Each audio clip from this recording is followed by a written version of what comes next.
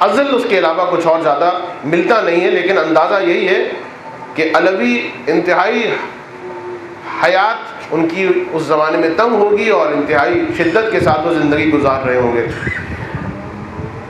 اس کے بعد سلیمان ابن عبد الملک کے بعد عمر ابن عبدالعزیز کا زمانہ آتا ہے، یہ بھی تقریباً 2 سال اور چند ماہ کا زمانہ ہے۔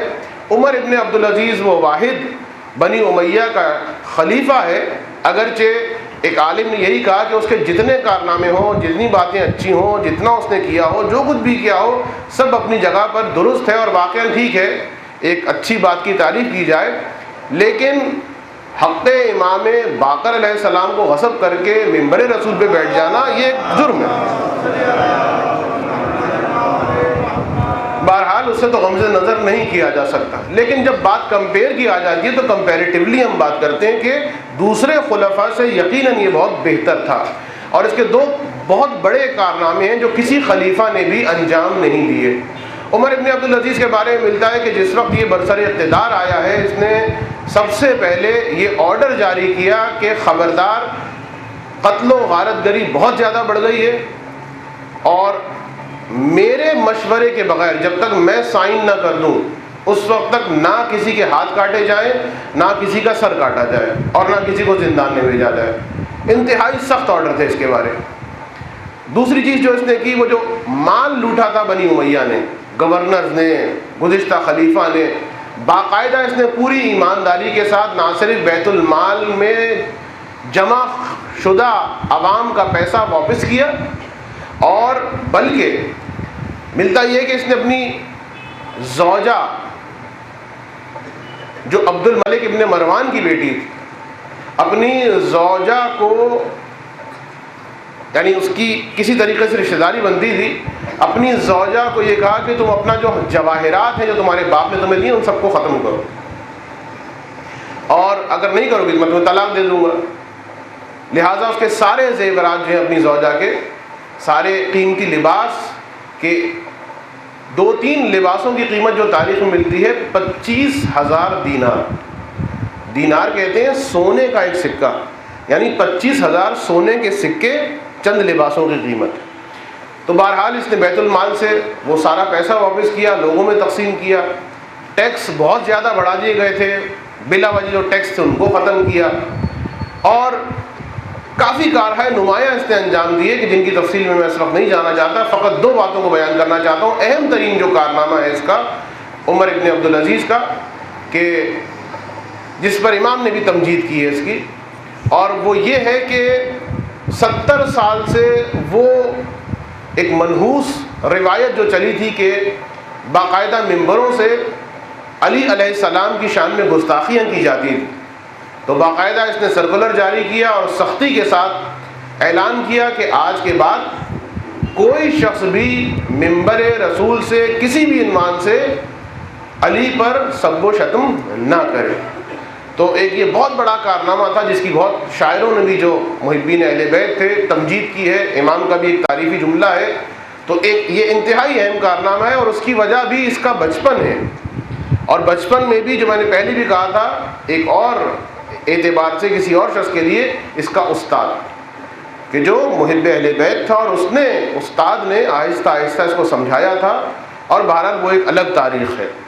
تو ایک اہم کارنامہ اس کا یہ ہے۔ دوسرا اہم کارنامہ عمر ابن عبدالعزیز کا کہ اس نے باقاعدہ یہ کہہ کر وہ فدق کہ جو خلافت اولیٰ میں جناب سیدہ سے لیا گیا اور پھر اس کے بعد منتقل ہوتا رہا مختلف ہاتھوں میں، کبھی امیر شام کے ہاتھ میں آتا ہے اور کبھی امیر شام سے ہوتا ہوا مثلاً وہ مروان تک پہنچتا ہے، اور مروان سے ہوتا ہوا اس عمر ابن عبدالعزیز تک پہنچتا ہے۔ تو یہ جو فدق ہے، اس فدق کے بارے میں اس نے یہ اعلان کیا کہ یہ فدق اہل بیت کا خاصہ ہے، اور شرعاً اور قانوناً یہ ان کی ملکیت ہے، یہ ان کی چیز ہے، اور باقاعدہ اس نے جملہ کہا کہ بنی امیہ کا فدق پر کسی اعتبار سے کوئی حق نہیں۔ اور پھر اس نے فدق کو واپس کیا، اور اس کے بعد جب یزید ابن عبد الملک آیا تو اس نے دوبارہ اس فدق کو بہت مختصر سے عرصے کے لیے فدق جو ہے وہ اہل بیت کے پاس رہا، لیکن اس کے فوراً بعد 2.5 سال تقریباً اس کی حکومت ہے. اس کے فوراً بعد یزید ابن عبد الملک جو آیا تو اس نے فدق کو دوبارہ سے چھینا اور وہ حق غصب ہو گیا.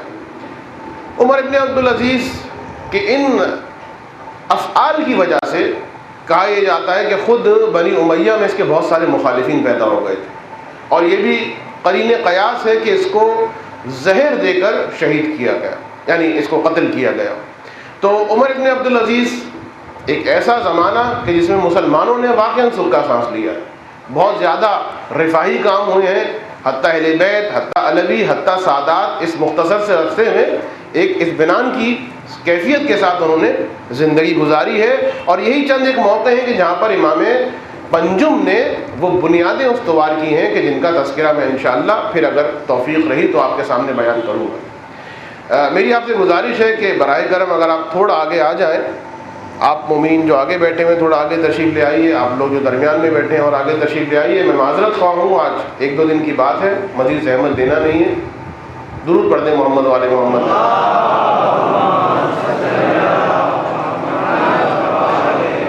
میں معذرت خواہ ہوں, آپ جو درمیان میں بیٹھے ہیں اگر تھوڑی سی زحمت کریں اور تھوڑا آگے آ جائیں. دروازے کے پاس جو لوگ بیٹھے ہیں وہ بھی تھوڑا آگے آ جائیں. درود پڑھ دیں محمد والے محمد کا.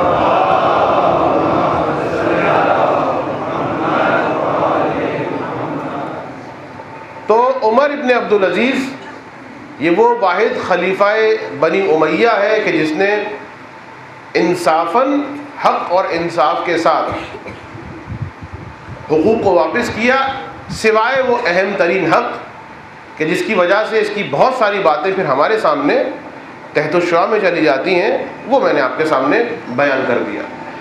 اس کے بعد جو خلافت آتی ہے وہ آتی ہے یزید ابن عبد الملک. یہ انتہائی عجیب آدمی ہے یزید ابن عبد الملک.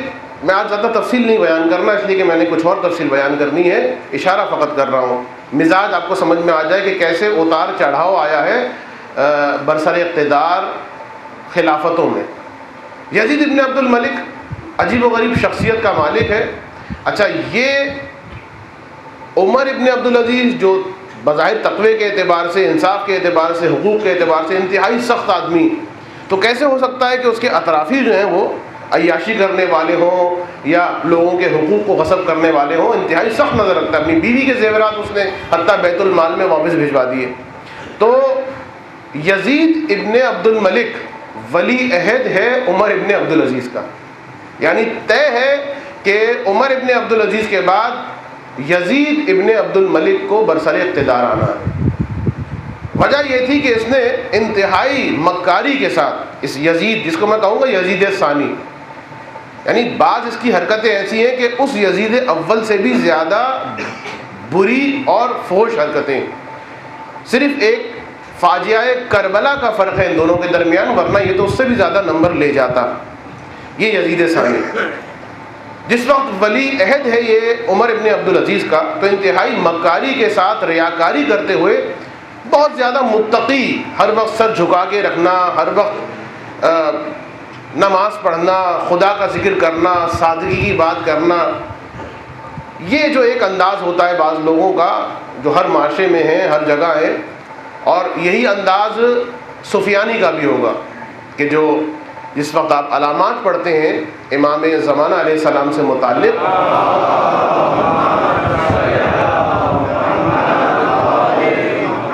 تو سفیانی کا جو چہرہ روایات میں بیان کیا گیا ہے وہ یہ کہ انتہائی ملائم چہرہ ہوگا اس کا, تقوی کے آثار اس کے چہرے سے ظاہر ہوں گے سفیانی کے, شفقت کے آثار چہرے پر ظاہر ہوں گے, عبادت گزار, حتیٰ یہ لکھا گیا انتہائی زیادہ, بہت زیادہ ویلفیئر ورک کرنے والا ہوگا سفیانی. اور جو شامات یعنی فلسطین, اردن اور اس اطراف کے جو علاقے ہیں, باقاعدہ مسلمان اس کو اپنا ہیرو تصور کریں گے سفیانی کو. ایک بہت بڑا گروہ مسلمانوں کا ہوگا جو اس کی تبلیغ کرے گا, جو کہے گا کہ حق جو ہے اس کے ساتھ ہے, اور اس لیے کہ ظاہری اعتبار سے انتہائی نرم, انتہائی ملائم, ویلفیئر ورک کرنے والا, اور کیا بری بات ہے, ساری چیزیں تو اچھی ہیں.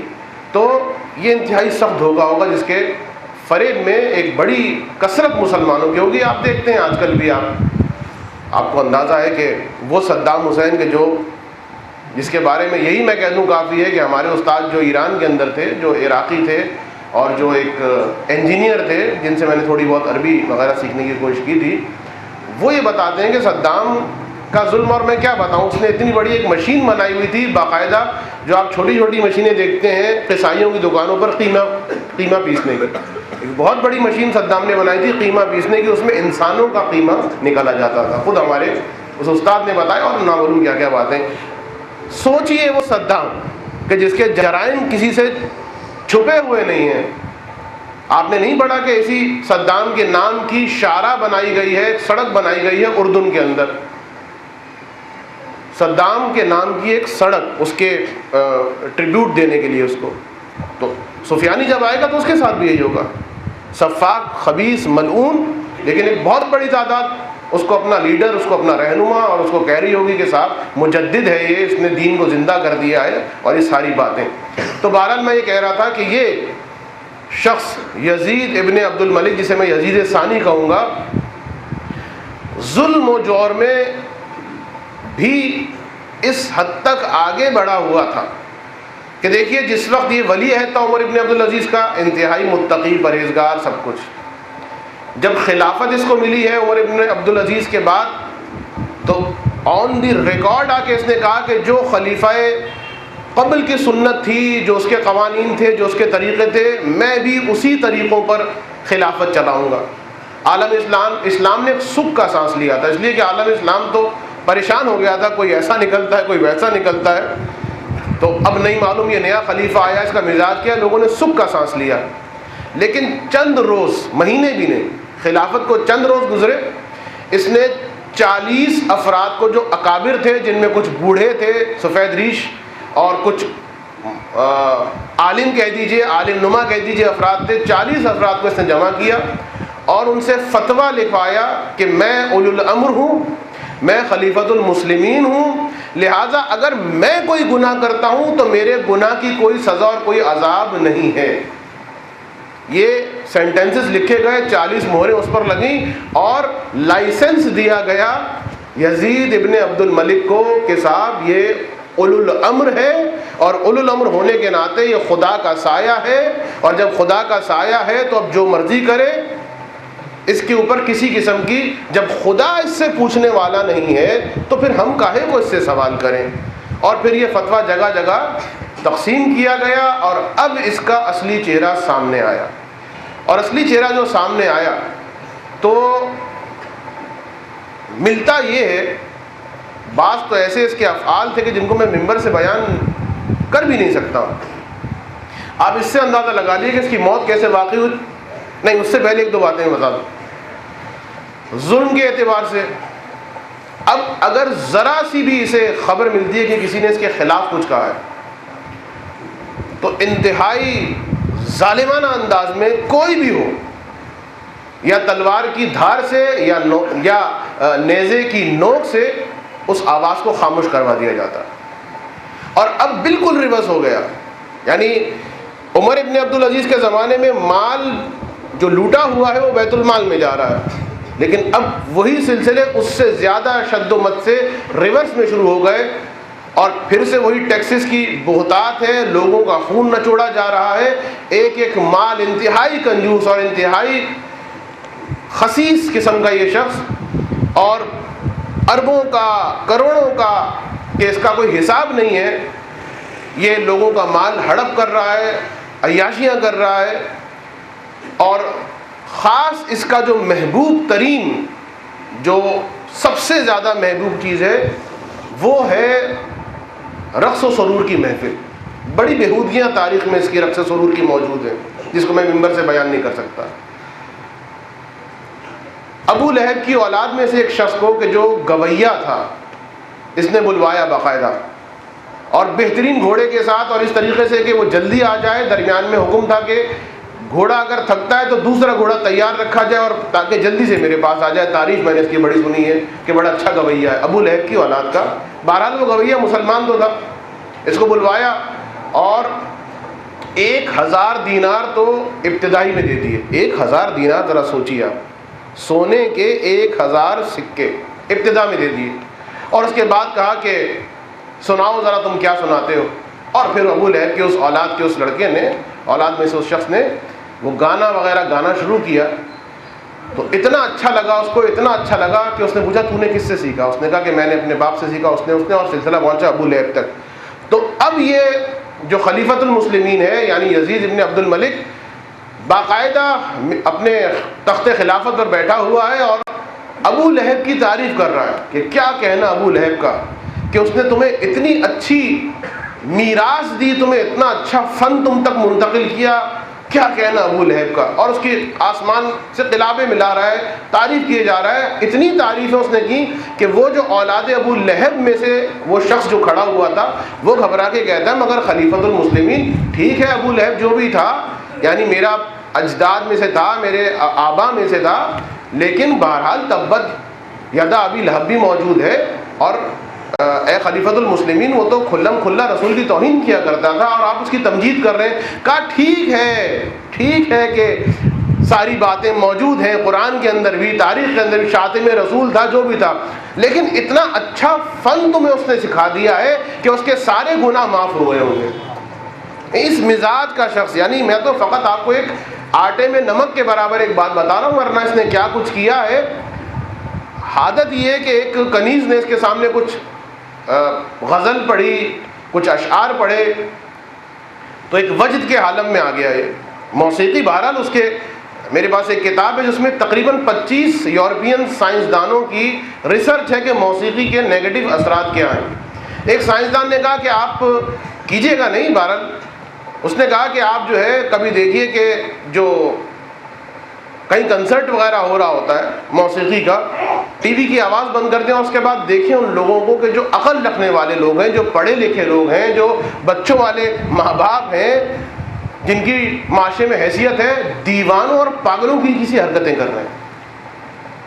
یعنی ان کو بھی دکھایا جائے کہ تم یہ کیا کر رہے ہو تو وہ بھی پریشان ہو جائیں کہ واقعی ہم کیا کر رہے ہیں. دیوانوں اور پاگلوں والی حرکتیں کر رہے ہیں. تو کچھ بیماریاں ہیں، بہرحال ایک بیماری اس کی ہے موسیقی کی، بعض خطرناک بیماریاں جو نفسیات کے اندر جاتی ہیں، جو اسی ریسرچ کے اندر موجود ہے. ول پاور کو جو ہے موسیقی ختم کر دیتی. جس کے اندر موسیقی سننے کی عادت ہے وہ گناہ کو ترک نہیں کر سکتا، ول پاور اس کی ختم ہو جاتی ہے. جناب موسیٰ کی قوم میں کہ جس کو جناب موسیٰ کے لشکر کو شکست نہیں ہو رہی تھی، بلعام اور والا واقعہ کہ جس سے بد دعا کروانے کی کوشش کی تھی، تو جناب موسیٰ کے لشکر میں بھی شیطان نے یہی کہا تھا کہ اگر ہرانا چاہتے ہو مفت میں کچھ ایسی کنیزوں کو چھوڑ دو کہ جو گانا گاتی ہوں. یہ گانا سننے کی عادت ڈالیں گے پھر تمہیں کچھ کرنے کی ضرورت نہیں ہے، ہر قسم کی برائی خود بخود آ جائے گی. اہم ترین چیز جو ارادہ ہے، جو جذبہ جہاد ہے، جو ول پاور ہے، تمہارے سپاہیوں میں سے نکل جائے گی، موسیٰ کے سپاہیوں میں سے نکل جائے گی. اور یہی تاریخ میں ہوا.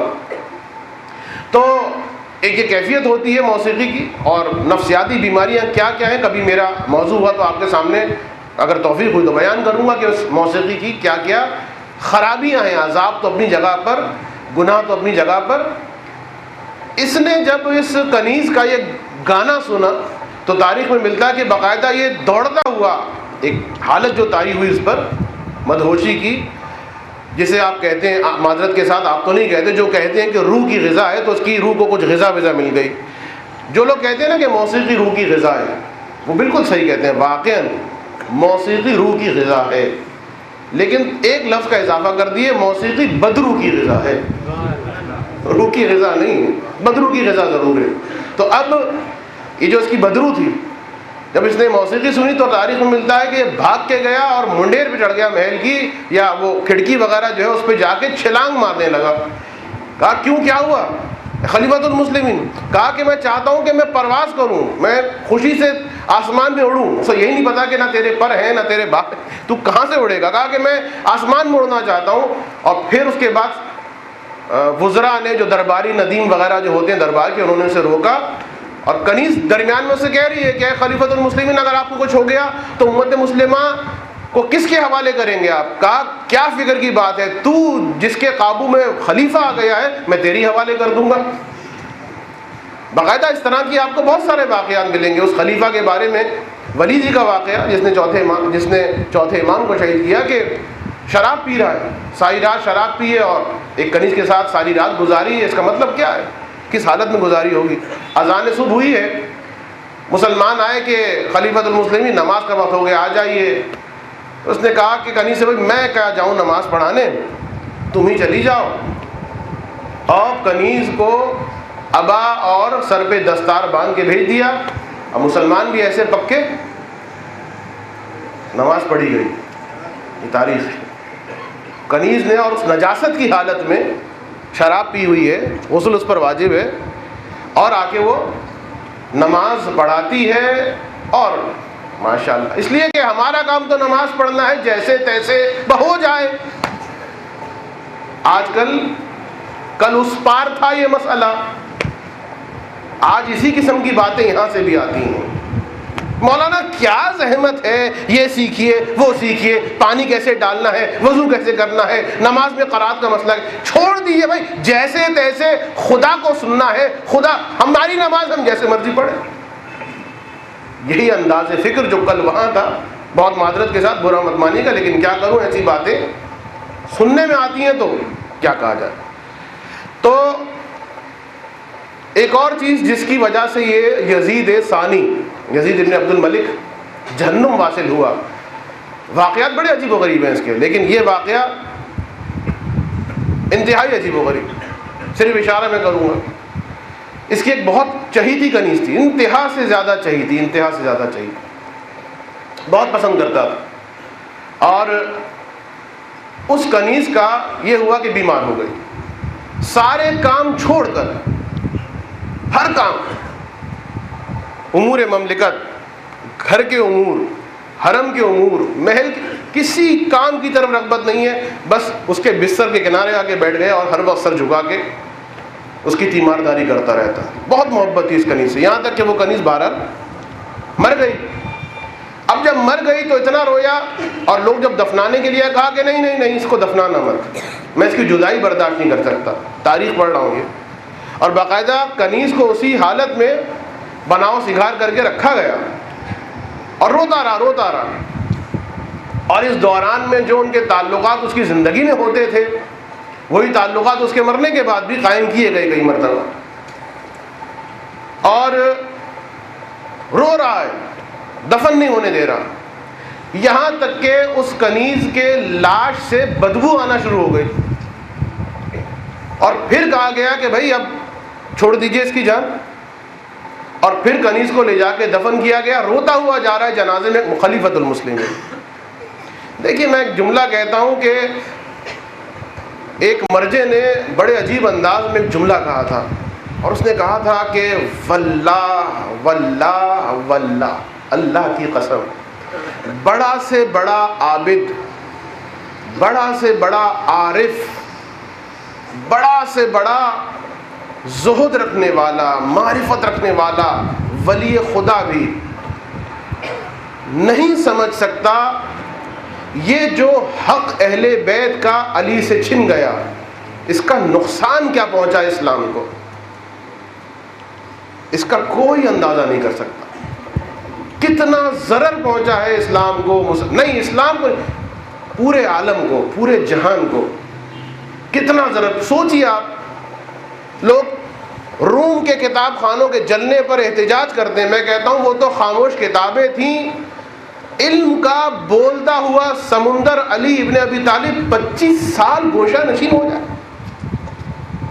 چند سال اسی علی کے فرزند چھٹے امام کو میسر آئے تو علم اس طریقے سے پھیلا کہ 900 فیکلٹیز پر مشتمل یونیورسٹی جو اب تک دنیا نہیں بنا سکی، امام نے بنا دی۔ ایک امام کو فرصت ملی، ایک امام کو، اس انداز میں۔ تو سوچئے وہ جو باب العلم ہے، وہ کہ جس کی علم کیا، جس کی عبادت کا یہ انداز ہے کہ سید سجاد کی عبادت کو دیکھ کے میں نے تاریخ میں پڑھا کہ 5ویں امام روتے تھے، عبادت میں اپنے بابا کی کیفیت کو دیکھ کر ایک امام روتا تھا، اور جب امام باقر نے اپنے بابا سے کہا کہ بابا آپ اس طرح سے عبادت کرتے ہیں کہ مجھے رونا آ جاتا ہے، تو ایک مرتبہ سید سجاد نے سر جھکا کے کہا مگر کون ہے جو علی جیسی عبادت کرے۔ تو یہ سوچے دنیا واقعا کتنا بڑا ظلم ہوا ہے۔ میں اسلام کو نہیں کہوں گا، میں کہوں گا انسانیت کے خلاف، علم کے خلاف، ہر وہ چیز جو انسان کو کمال کی طرف لے جانے والی ہے، ہر اس چیز کے خلاف یہ ظلم ہوا ہے۔ تو اسی ظلم کا نتیجہ ہے کہ پھر ایسے ایسے منحوس خلیفہ تاریخ میں ہمارے سامنے آتے ہیں کہ پھر اس کے بعد یہیں پر اس نے صبر نہیں کیا، دفن ہو گئی، صبر نہیں کر سکا، ایک رات کے بعد جا کے قبر کو کھدوایا اور اس متعفن لاشے کو نکالا، اور پھر اس کے بعد دوبارہ وہ سارے اعمال اور وہ ساری بےہودگیاں، عجیب دیوانگی، اور اسی وجہ سے 10-15 دن کے بعد خلیفہ بھی جو یزید ثانی میں کہوں گا واصل جہنم ہوا۔ اور اس کے بعد پھر زمانہ آتا ہے اس شخصیت کا کہ جس کے بارے میں انشاءاللہ میں کل ہی بیان کروں گا، کل ہماری آخری تقریر ہے، آج ایک دو باتیں بیان کر کے ربط مسائل مجھے کرنے ہیں۔ وہ ہے ہشام ابن عبد الملک، بڑا ظالم۔ ایک واقعہ میں انشاءاللہ کل پڑھوں گا کہ آپ کو اندازہ ہوگا کس قدر بجھا ہوا ہے یہ زہر کے اندر، اور کس قدر آگ ہے اس کے اندر اہل بیت کے خلاف۔ اس واقعے سے آپ اندازہ لگا لیں کس قدر اس کو نفرت ہے العیاذ باللہ، حتیٰ اسماء اہل بیت سے، جس کا انشاءاللہ تذکرہ میں کل کروں گا۔ یہ ہشام کہ اس کے جرائم میں سے ایک جرم یہ ہے کہ اس نے زید ابن علی علیہ السلام، یعنی علیہ السلام جناب امام زین العابدین کے لیے، کہ جناب زید شہید کو اس نے شہید کروایا، قتل کروایا۔ یہ وہ ظالم شخص ہے۔ اور جناب زید کے جو کہ بھائی ہیں میرے 5ویں امام کے، اور جناب زید کے بارے میں ہر امام نے ان کی تمجید کی، ہر امام نے فرمایا کہ زید خیر پر تھے، لیکن جو عکس عمل ہمیں دکھائی دیتا ہے ان معنوں میں کہ زید قیام کر رہے ہیں اور 5ویں امام قیام نہیں کر رہے، تو اس کی وجہ وہی ہے جو ایک نگاہ ہوتی ہے معصوم کی اور غیر معصوم کی۔ جناب زید کو یہ سامنے ایک ظالم دکھائی دیا، برداشت نہ کر سکے اور ایک مرتبہ اس کے خلاف قیام کیا، اور امام قیام فکری کر رہے ہیں، یعنی وہ ظاہری اعتبار سے فرد کو ختم کرنے کی کوشش کر رہے ہیں، یہ بھی ایک احسن عمل، لیکن امام بنیاد ظلم کو ختم کرنا چاہتے ہیں قیام فکری کے ذریعے سے، قیام تربیت کے ذریعے سے۔ تو جناب زید کہ جن کی شہادت آخری کیل ثابت ہوئی ہے بنی امیہ کی خلافت کا، اس لیے کہ کچھ 10-15 سال کے بعد، تقریباً 16 سال کے بعد بنی امیہ کو زوال آیا۔ تو یہ جناب زید ابن علی، میں بہت خلاصہ کر دوں اس لیے کہ 10 منٹ میرے پاس صرف موجود ہیں، 2 باتیں مجھے بیان کرنی ہیں اسی شہید کے عنوان سے، کہ جناب زید کو خلیفہ تک اطلاع پہنچ چکی ہے، ہشام تک، کہ یہ خلافت کے خلاف باتیں کر رہے ہیں اور لوگوں کو اپنے ارد گرد جمع کر رہے ہیں اور امر بالمعروف فرما رہے ہیں، نہی عن المنکر کھلم کھلا اس طریقے سے کر رہے ہیں کہ براہ راست حکومت کو اپنے اعتراضات کا نشانہ بنا رہے ہیں۔ تو اب ہشام ابن عبد الملک نے ایک اسکیم بنائی، میں بہت خلاصہ کر رہا ہوں، بہت خلاصہ، اور اس اسکیم کے تحت انہیں مدینے سے دمشق کی جانب بلوایا۔ دمشق میں جب یہ آئے تو انتہائی بدتمیزی کا سلوک، وہ پوری تفصیل میں بیان نہیں کروں گا، انتہائی توہین آمیز سلوک، اور حتیٰ کہ اس ملعون نے، ہشام نے یہاں تک کہا جناب زید سے کہ تمہارے دل میں یہ خیال ہے کہ تم میرے بعد خلیفہ بننا چاہتے ہو، مجھے ہٹانا چاہتے ہو خلافت سے، تم جو کہ کنیز زادے ہو، جناب زید کی جو والدہ ہیں وہ کنیز ہیں، تم جو ایک کنیز زادے ہو، تم چاہتے ہو کہ خلافت کے مقام پر آؤ، کنیز زادہ خلافت کے مقام پر آ جائے، میں جو ایک آزاد عورت کا بیٹا ہوں، کیسے ہو سکتا ہے کہ تم میری جگہ پہ آ جاؤ؟ یہ خیال اپنے ذہن سے نکال دو۔ جس وقت اس نے یہ جملہ کہا، کافی ان کے رد و بدل ہوئی ہے کلام کی ان دونوں کے درمیان، یہ ایک جملہ فقط میں نقل کر رہا ہوں۔ تو جناب زید نے ایک استدلال فرمایا کہ تو کنیز، میری ماں کنیز ہے اس لیے تو یہ کہہ رہا ہے جملہ، کیا تجھے پتہ نہیں کہ 2 بھائی تھے، ایک تھے حضرت اسحاق نبی اور ایک تھے حضرت اسماعیل، اور حضرت اسحاق کی ماں کنیز نہیں تھی، حضرت اسماعیل کی ماں کنیز تھی، اور خدا نے نبوت اسحاق کی نسل میں نہیں رکھی، اسماعیل کی نسل میں رکھی، اور وہ جو رسول خدا ہے وہ اسی اسماعیل کا فرزند ہے کہ جس کی ماں کنیز تھی۔ اور جب یہ جواب دیا تو پھر اس کے بعد تیش میں آ کے اس نے کچھ اور باتیں کی، بہرحال ان کو مطرود کیا اور کہا کہ تم نے خالد ابن عبداللہ سے لاکھوں درہم نہ معلوم لاکھوں دینار قرضہ لیا تھا، خالد تم سے قرضے کا تقاضا کر رہا ہے، اور خالد اس وقت عراق میں، جاؤ جا کے عراق میں جا کے اس کا قرضہ واپس کرو۔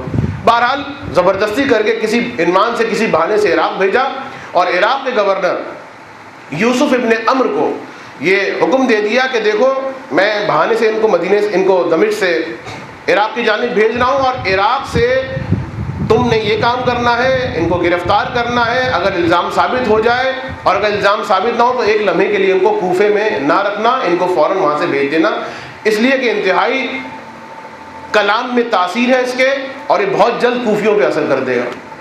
تو بہرحال وہ گئے، اور میں سارا حصہ جو ہے اس کو حذف کر رہا ہوں، میں خلاصہ کر رہا ہوں، وہ اپنی اسکیم میں ناکام نہیں ہوا، اور پھر مجبوراً ان کو بھیجنا پڑا واپس مدینے جناب زید کو۔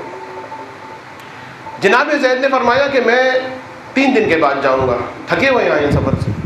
کہا کہ نہیں، خلیفہ کا حکم ہے ابھی جاؤ۔ کہا 1 گھنٹے کی مجھے، کہا نہیں ابھی جانا ہے۔ زبردستی ان کو نکالا، اور مدینے کی طرف جو سپاہی تھے وہ ساتھ میں گئے، اور کافی دور جب یہ لوگ چلے گئے کوفے سے تو سپاہیوں نے ان کو تنہا چھوڑا، واپس آئے۔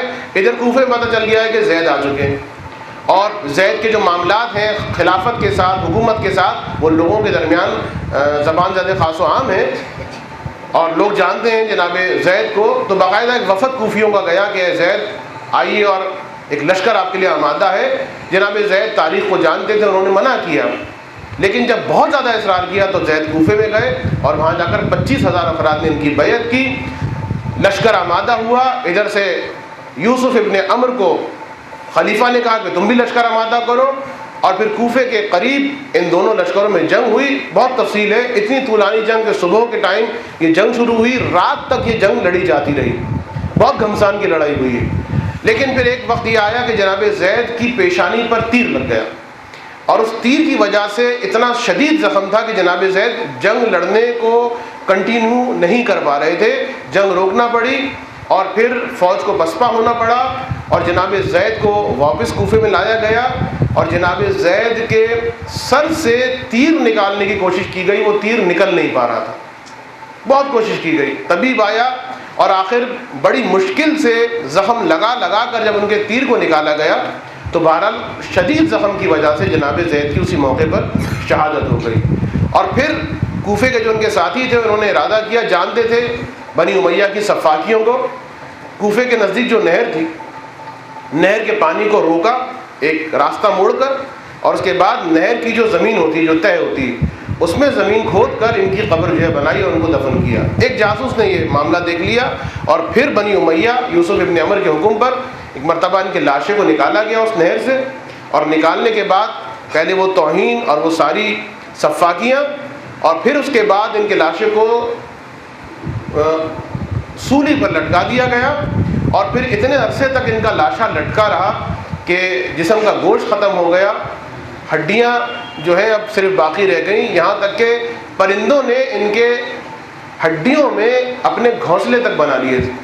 اور پھر اس کے بعد ان کے طویل عرصے کے بعد ان کے اس لاشے کو اتارا گیا، اور اتار کے ہڈیوں کو جلایا گیا، اور راکھ کو جو جلانے کے بعد جو جمع ہوئی تھی اس کو ہوا میں اڑا دیا گیا۔ تو یہ جناب زید شہید کے ساتھ مظالم۔ وقت شاید میرے پاس بلکہ یقیناً ختم ہو گیا ہے، میں شاید 5 منٹ آپ کے اور لوں گا، اپنے معمول کے وقت سے زیادہ 5 منٹ میں آپ سے اور لوں گا۔ صرف ایک میسج میرے سامنے آ رہا ہے، ایک واقعہ میرے سامنے آ رہا ہے، اگر آپ چاہیں تو میں اس واقعے کو بیان کروں۔ ایک درود پڑھ دیں محمد والے۔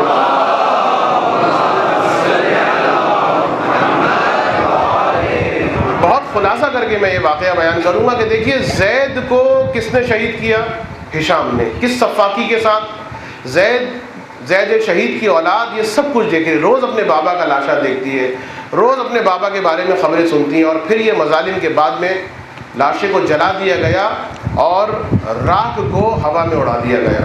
لیکن پھر جب بنی عباس آتی تو پھر بنی امیہ کے لوگوں کو، شاہی خاندان کے ایک ایک فرد کو چن چن کر سزا دی جا رہی ہے، گرفتار کیا جا رہا ہے، ایک بھگدڑ مچی ہوئی ہے، کوئی کہیں بھاگ رہا ہے، کوئی کہیں بھاگ رہا ہے، اور اسی میں تقریباً سب لوگوں کو گرفتار کر لیا ہے۔ اسی ہشام کا بیٹا محمد ابن ہشام، یہ جو ہے رائل فیملی کا آدمی کہ جو ابھی تک بنی عباس کی پکڑ میں نہیں آیا اور سونگا جا رہا ہے کہیں سے اس کو ہم ڈھونڈ نکالیں، انعام رکھے ہوئے ہیں لیکن یہ گرفتار نہیں ہو پا رہا۔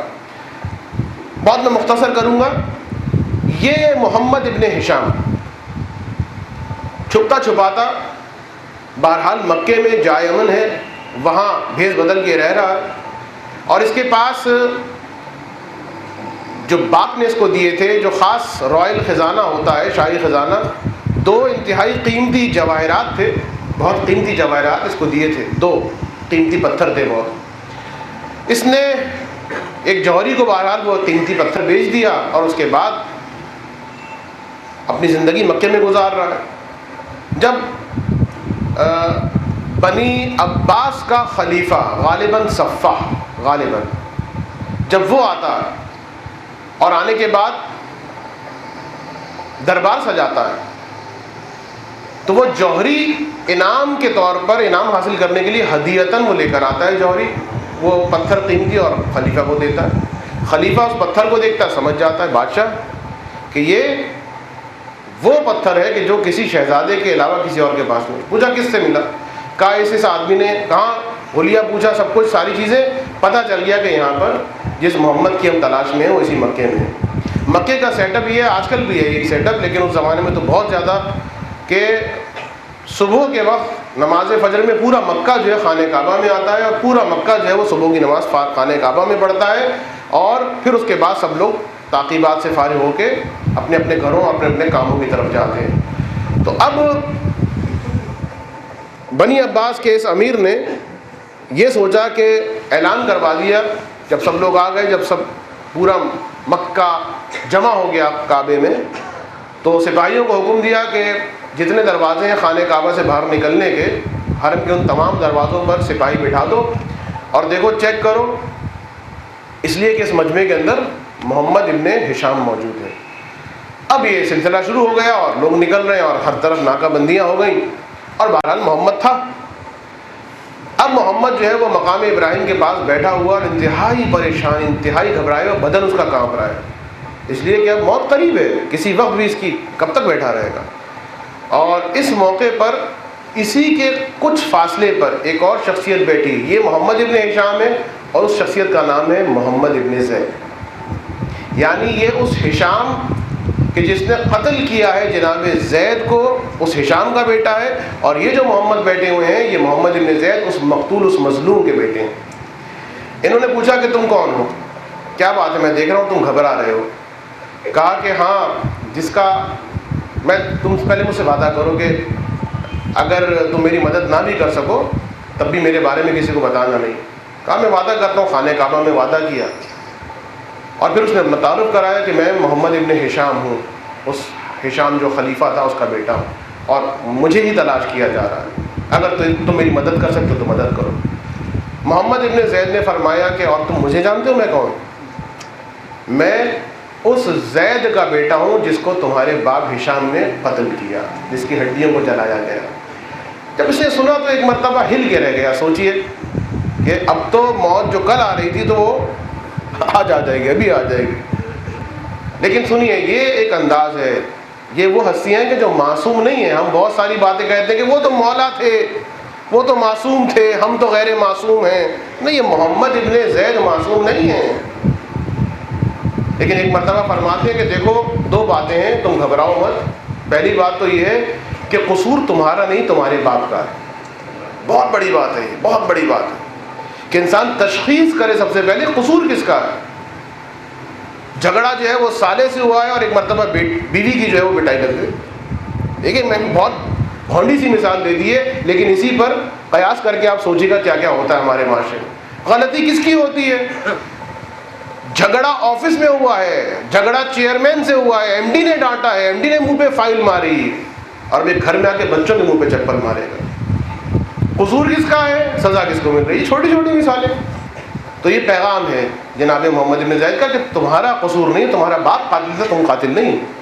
اور پھر دوسری بات، انتہائی اہم بات کہ جو آج کے زمانے میں انتہائی اہم ہے، جو پیغام اہل بیت ہے، جو طریقہ اہل بیت ہے، جو مذہب اہل بیت ہے، کہ جو بھی ہو، اگر تمہارا بھی قصور ہوتا تو اس وقت تم مظلوم ہو، اس وقت تم مظلوم ہو اور ہم خانوادہ اطرت و طہارت سے تعلق رکھتے ہیں, ہم کسی مظلوم کی مظلومیت کا فائدہ نہیں اٹھاتے. چوتھے امام نے مدینے میں جس وقت لٹا ہے بنی امیہ کا خاندان, شورش ہوئی ہے ہرہ کی, تو مروان چوتھے امام کے پاس گیا ہے پناہ لینے کے لیے. وہ جس نے کہا تھا ولید سے حاکم مدینہ سے کہ حسین سے بھی بیعت لے لو, یا سر کاٹ دو یا بیعت لے لو, وہ مروان چوتھے امام سے پناہ لی, اور امام نے اس کو بھی پناہ دی ہے, اس کی بیٹیوں کو بھی پناہ دی ہے, اس کی عورتوں کو بھی پناہ دی ہے. تو یہ کربلا والے ہیں. وہ ایک جملہ بڑا پیارا ہے, تیر پر تیر بھی کھانے کے بعد یہ دعا دیتے ہیں. نوحے کا ایک مصرع بڑا عمدہ ایک مصرع ہے. تو یہ محمد ابن زید فرماتے ہیں کہ تو مظلوم ہے اس وقت, اور ہم مظلوم کی مظلومیت سے سوء استفادہ نہیں کرتے. اب انہوں نے فرمایا کہ دیکھو میں تمہیں ایک طریقہ بتاتا ہوں, اس پر عمل کرو. اور پھر یہ فرمایا, اب دیکھیے خانہ کعبہ, مجھ سے کوئی فقہی سوال نہ کرے کہ دیکھیے جھوٹ ہو گیا یہ ہو گیا, نہیں. بہت ساری چیزیں, بہت ساری باتیں, بہت ساری توجیحات ہیں, بہت ساری فقہی مسائل ہیں, وہ الجھنے اس میں آپ پریشان نہ ہو کہ صاحب خانہ کعبہ کے اندر یہ کہے تو جھوٹی بات ہو گئی. نہیں, مومن ایک مسلمان کی جان ایک مظلوم کی جان بچانی ہے.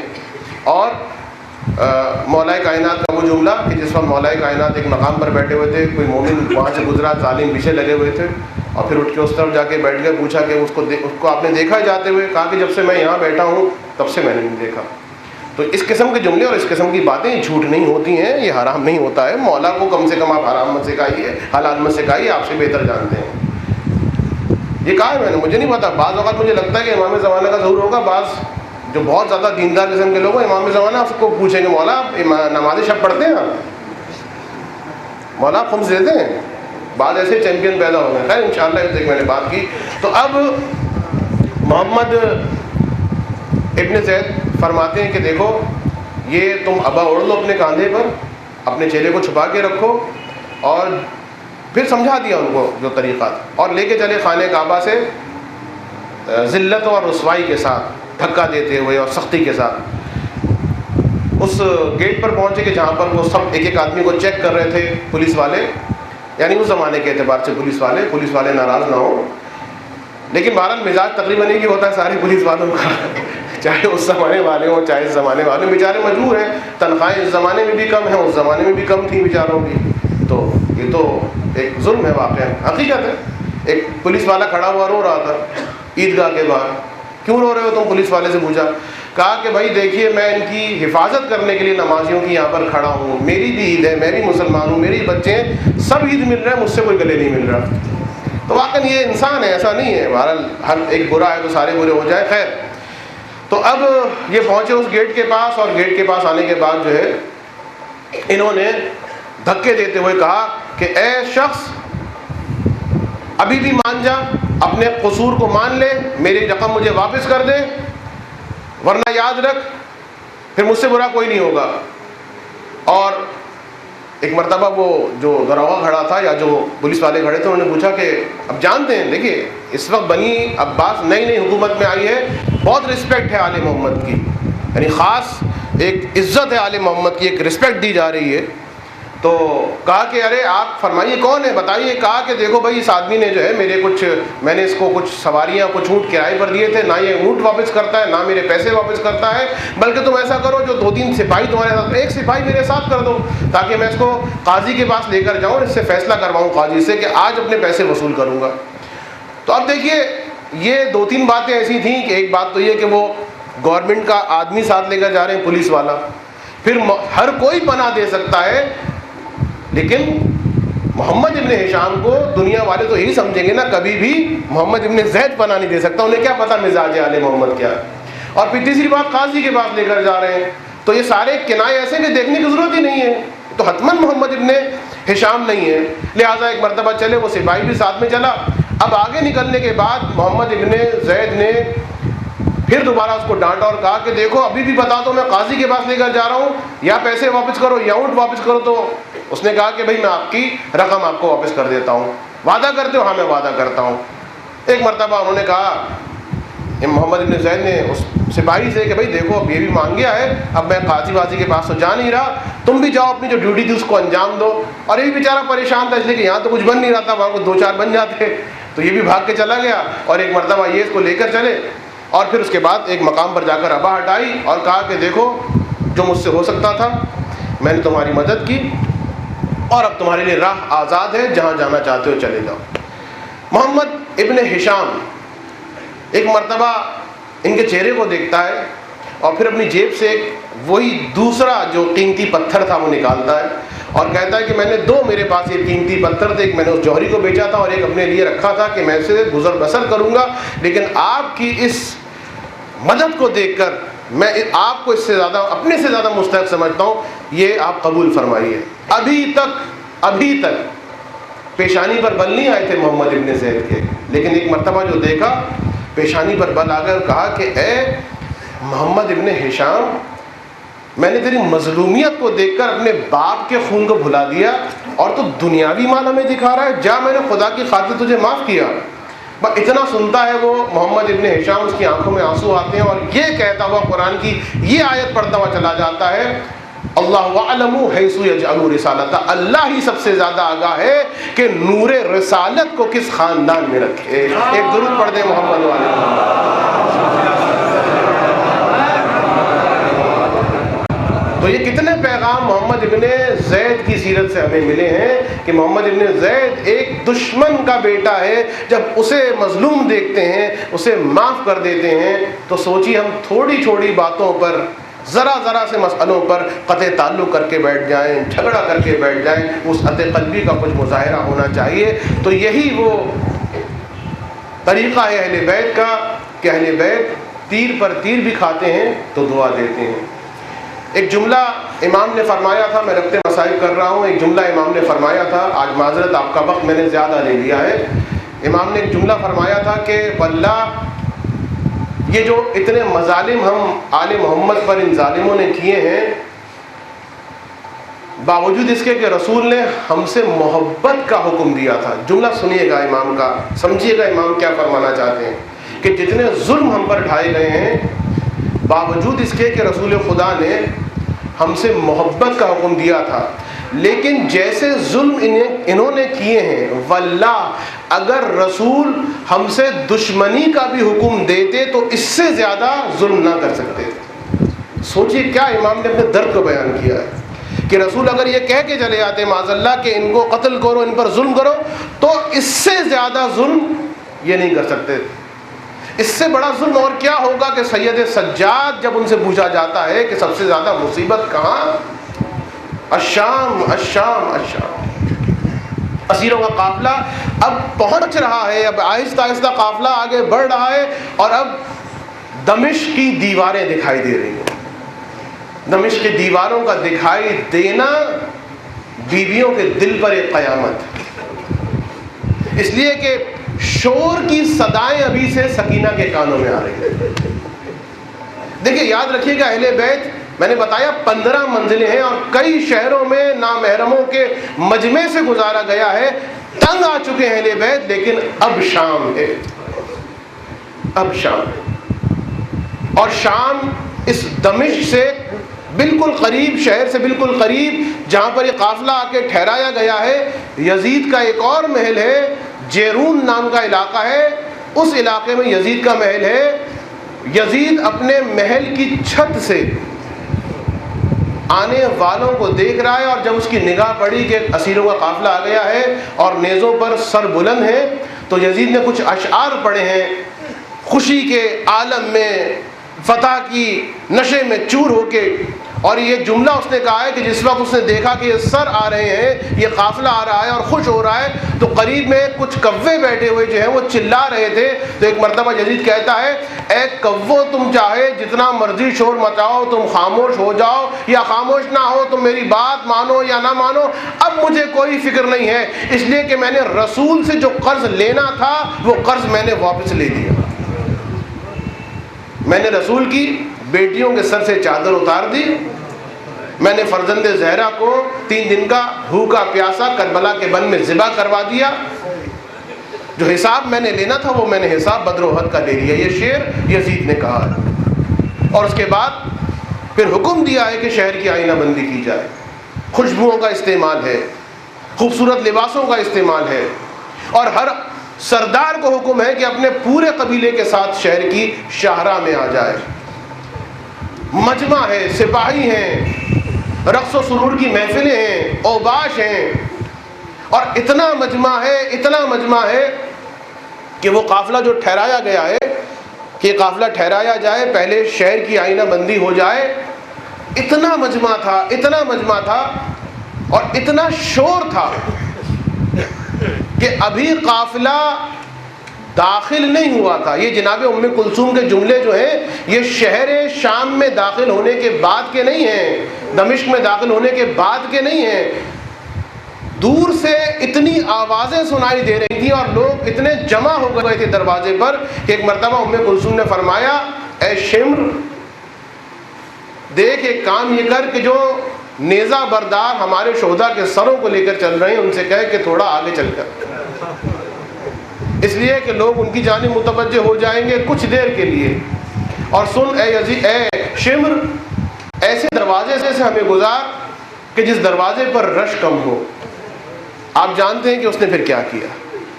تو یہ ابھی داخل نہیں ہوئے ہیں شہر کے اندر.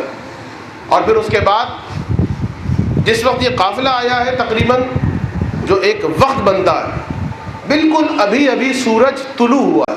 یہ تمام مقاتل کے اندر کہ جو وقت ہے جس موقع پر یہ قافلہ ٹھہرانے کے بعد دوبارہ چلا ہے اور پہنچا ہے دروازے پر، تو تقریباً وہ موقع تھا کہ سورج بالکل ابھی طلوع ہوا تھا، صبح کا وقت ہے. اور اس کے بعد جب یہ دربار میں پہنچے ہیں کہ جس میں دروازے سے دربار تک کوئی اتنا بڑا فاصلہ نہیں ہے، روایت یہ بیان کرتی ہے کہ جس وقت سورج سر پہ آ گیا تھا، ذرا آپ ساعت کا حساب کیجئے گا، یہ 2 گھنٹے اور 3 گھنٹے کی بات نہیں ہے عزیزو. صبح دم یہ قافلہ داخل ہوا ہے اور اس کے بعد جس وقت اذان قریب تھی ظہر کی، اس وقت دربار ابھی تک سید سجاد نے نگاہ اٹھا کے نہیں دیکھی تھی. لیکن اب جو محمد ابن طلحہ نے سوال کیا، ایک مرتبہ سید سجاد نے جلال کے عالم میں اس کی آنکھوں میں آنکھیں ڈال کر کہا، جس وقت اذان ہو تو تجھے معلوم ہو جائے گا فتح کس کی ہوئی ہے، شکست کس کی ہوئی. اور اس کے بعد جب یہ قافلہ آگے چلا ہے تو ایک مرتبہ جناب سکینہ جناب زینب کے ساتھ ہے. آپ کو معلوم ہے کہ جناب سکینہ شام کے بازار میں زینب کی سواری پر آ کر بیٹھی ہیں. اس سے پہلے سکینہ کی سواری الگ تھی. جناب زینب نے کئی مرتبہ شمر سے یہ کہا تھا کہ اے شمر، یہ بچی ہے 4 برس کی بچی، ایک اونٹ پہ بیٹھ جائے کہ جس اونٹ پر کوئی پالان نہ ہو، اور جس وقت وہ اونٹ دوڑایا جاتا تھا تو سکینہ زمین پہ گر جاتی تھی. تو ایک مرتبہ جناب زینب نے کہا تھا کہ اے شمر، یہ بچی گر جاتی ہے، تو اس بچی کو میرے ساتھ بٹھا دے. تو ایک مرتبہ شمر نے کہا تھا کہ میں سکینہ کو تمہارے ساتھ تو نہیں بٹھاؤں گا، لیکن طریقہ کار یہ ہوگا کہ ایک مرتبہ اب سکینہ کو سینے کے بل اونٹ کی پشت پہ لٹایا گیا اور اس کے بعد ایک رسی سے سکینہ کو باندھا گیا. سکینہ 4 برس کی بچی ہے جس کا سینہ بہت نرم و نازک ہے، باپ کے سینے پر سونے والی ہے.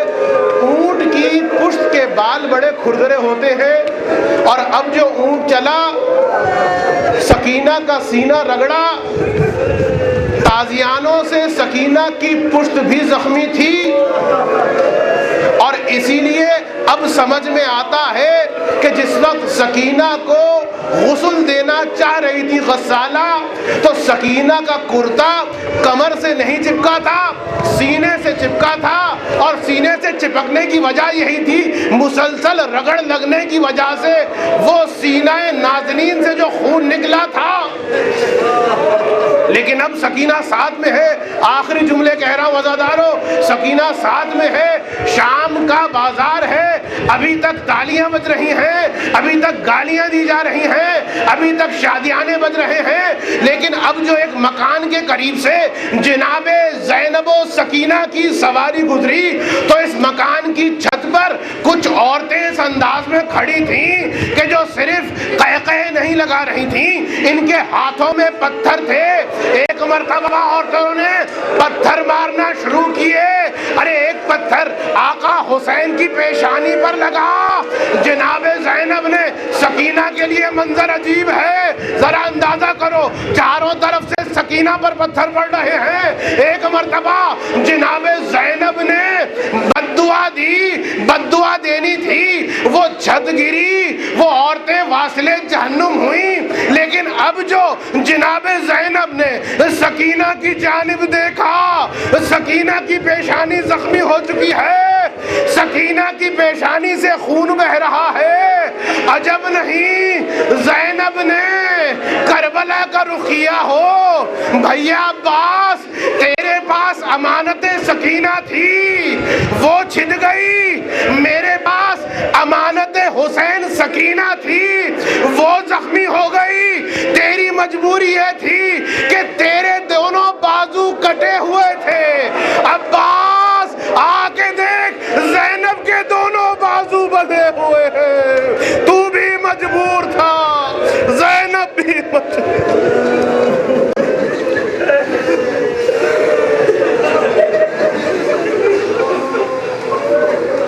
الا ولعنت اللہ علی قوم الظالمین وسيعلم الذين ظلموا أي منقلب ينقلبون ربنا تقبل منا إنك أنت السميع العليم ماتم حسین۔ اللہ الرحمن الرحیم، الحمد للہ رب العالمین والصلاة والسلام على أشرف الأنبياء والمرسلين وأهل بيته الطيبين الطاهرين المعصومين المظلومين الغر الميامين الذين أذهب الله عنهم الرجس وطهرهم تطهيرا۔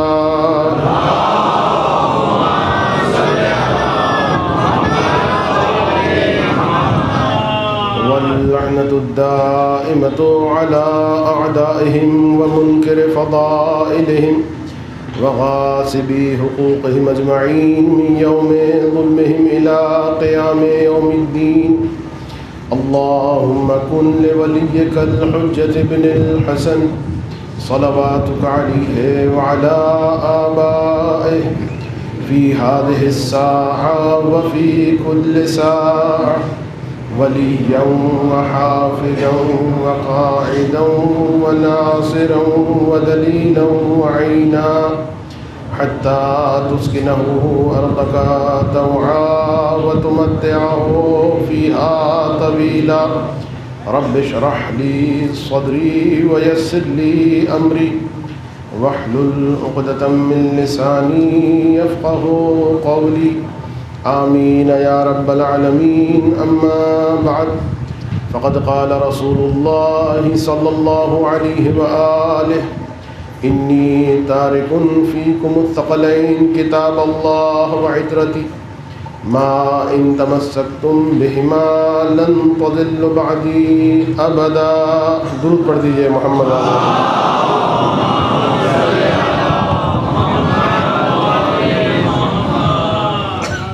حدیث مبارکہ ثقلین کو سرنامہ کلام بناتے ہوئے جس گفتگو کا آغاز کیا گیا تھا، آج اس کی آخری تقریر ہے، اور اس اعتبار سے کہ معرفت شناخت کے ساتھ ہے اور تمسک عمل کے ساتھ، لہٰذا معرفت کے لیے شناخت، اور شناخت اس صورت میں ممکن ہو سکتی کہ جب امام کی سیرت کا بغور مطالعہ کیا جائے اور فقط تقاریر ہی پر اکتفا نہ کیا جائے، بلکہ اب تو بہت زیادہ کتابیں ترجمہ ہو کر بازار میں موجود، اپنے طور پر بھی وہ بہت ساری باتیں اور وہ بہت سارے سوالات کہ جن کا جواب شاید نہ مل سکا ہو اور یقیناً نہیں مل سکا ہوگا، تو ان کی تشفی کے لیے اور اپنی مزید معلومات کے لیے کوشش کی جائے کہ کتابوں کے مطالعے کی عادت خود بھی ڈالیں اور اپنے بچوں کے درمیان بھی اس عادت کو ڈالیں۔ یہ ایک غلط فکر ہے کہ کمپیوٹر کے آنے کے بعد کتاب جو ہے وہ ضائع ہو گئی ہے، بالکل غلط۔ اس لیے کہ ابھی بھی امریکہ اور یورپ کی لائبریریوں میں اسی انداز کا رش ہے جتنا رش کمپیوٹر کی ایجاد سے پہلے تھا۔ تو امام کی سوانح حیات میں، بلکہ تمام ائمہ کی سوانح حیات جو بات ہمیں دکھائی دیتی، زمانے مختلف ہیں، حالات مختلف ہیں، کبھی انتہائی زیادہ شدت اور سختی ہے، کہیں پر وہ شدت اور سختی نہیں ہے، کہیں پر ظالم کسی اور جانب متوجہ ہو گیا ہے، اور کہیں پر خود حکمران آگے بڑھ کر فدق کو خدمت اقدس میں پیش کر رہا۔ ان تمام حالات میں جو اہم ترین چیز ہمیں دکھائی دیتی کہ جب بھی اہل بیت کو موقع ملا اور فرصت ملی تو سب سے زیادہ جس چیز کی جانب توجہ دی گئی ہے خاندان عصمت و طہارت کی جانب، وہ ہے تعلیم اور تربیت نفوس مومنین، چاہے وہ صادقین علیہم السلام کا عصر ہو، زمانہ ہو، یا کسی اور امام کا عصر اور زمانہ۔ قدر متیقن جو دکھائی دیتی وہ یہ کہ جتنی فرصت مل رہی اور جتنا وقت مل رہا تو زیادہ سے زیادہ تعلیم اور تہذیب سے بھی زیادہ علم، اور علم کے ساتھ پھر ظاہری بات ہے وہ علم جو علم کے بغیر ہو اس کا کیا فائدہ۔ اور یہ وہ چیز ہے کہ جو میں نے پہلے بھی بیان کی کہ جس وقت علی بن ابی طالب علیہ الصلاۃ والسلام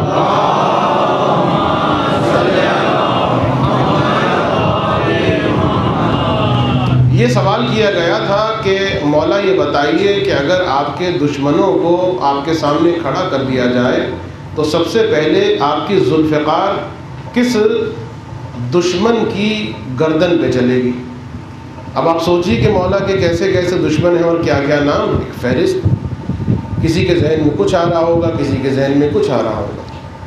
لیکن جس وقت مولا سے یہ سوال کیا تو امام نے جواب یہ دیا کہ سنو، پھر میں اپنے سب سے بڑے دشمن کو سب سے پہلے قتل کروں گا، اور وہ ہے جہالت۔ جہالت سب سے بڑا دشمن علی کا۔ جس معاشرے میں جہالت ہے، جس گھر میں جہالت ہے، جس زندگی میں جہالت، وہ یہ سمجھ لے کہ گویا غیر عمدی طور پر وہ علی کے دشمن کو پال رہا، علی کے دشمن کو اپنے معاشرے میں، اپنی زندگی میں اور اپنے گھر میں جگہ دی ہوئی، اور پھر وجہ بھی بیان کی، اس لیے کہ یہی جہالت تھی کہ جس جہالت کی وجہ سے لوگوں نے اہل بیت کو چھوڑا اور دشمنان اہل بیت کے ساتھ ملحق ہو گئے۔ اگر یہ جہالت نہ ہوتی، دیکھیے یہ جہالت ہی تھی کہ جس کی وجہ سے قرآن جب نیزوں پر چڑھا تو یہ کہہ کے امام سے منحرف ہو گئے کہ ہم قرآن کے خلاف جنگ نہیں کر سکتے، اور امام یہ فرما رہے ہیں دیکھو وہ قرآن جامد ہے، میں قرآن ناطق ہوں، میں تمہیں حکم دے رہا ہوں کہ یہ فتنہ چند قدموں کے فاصلے پر ہے، ہمیشہ ہمیشہ کے لیے ختم ہو جائے گا۔ لیکن جہالت آڑے آئی، اور پھر اس کے بعد مسلسل واقعات ہیں، چاہے کربلا ہو، چاہے امام رضا کی زندگی ہو، چاہے امام موسیٰ کاظم کی زحمتیں ہوں، ہر مقام پر ہم یہ دیکھتے ہیں کہ جہالت ہے جس نے اہل بیت کے خلاف محاذ کو قائم کیا، اور جہالت سے اور علم سے کم قدر متیقن یقیناً جو یونیورسٹیوں، جو کالجوں، جو اسکولز میں پڑھایا جاتا ہے وہ بھی علم کی ایک شاخ ہے، لیکن اہم ترین علم اس کی ابتدا معرفت وحدانیت ہے۔ خدا کون ہے؟ اللہ کون ہے؟ وحدانیت کا مطلب کیا ہے؟ خدا پر توکل کا مطلب کیا ہے؟ پروردگار کا کوئی شریک نہیں ہے، اس کا مطلب کیا؟ مولا خدا کو سجدہ کر رہے ہیں، اس کا مطلب کیا؟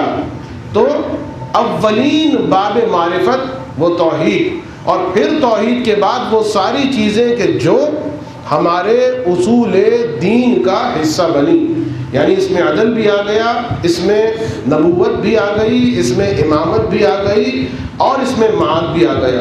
تو کم سے کم ایک مومن کسی چیز کے بارے میں کچھ کہنے سے پہلے یہ تو سمجھنے کی کوشش کرے کہ کہیں یہ بات میرے عقیدہ توحید سے تو ٹکرا نہیں رہی، کہیں یہ بات میرے عقیدہ امامت اور نبوت سے ٹکرا تو نہیں رہی۔ اور پھر ایک بات میں یہ بھی کہہ دوں، یہ جو کہا جاتا ہے کہ اصول دین میں تقلید نہیں ہے، اصول دین میں ہر آدمی کو خود تحقیق کرنا، لیکن میرا ایک سوال، تقلید نہیں، تقلید کا مطلب کیا؟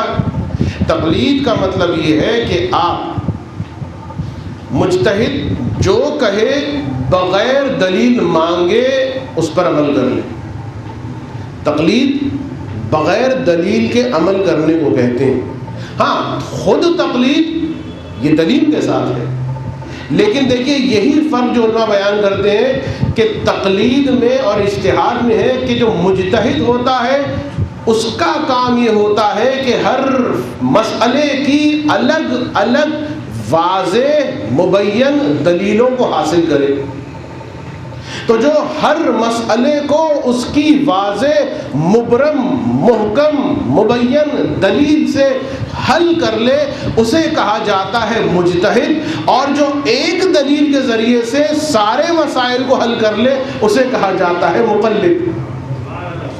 اس لیے کہ جو دلیل تقلید روایت بنتی ہے یا دلیل عقلی بنتی ہے وہ ایک دلیل ہے کہ جو تقلید کو محرز کرتی ہے، اور اب جو کچھ وہ کہے گا اسے ماننا ہوگا۔ یہی تقلید ہوئی نا، کہ بغیر دلیل مانگے آغا سیستانی سے یا آغا رہبر سے یا دیگر مراجع سے آپ یہ نہیں پوچھیں گے کہ بھائی آپ جو فرما رہے ہیں اس کی دلیل کیا ہے، نہیں، آپ کو ماننا، آپ کو سننا۔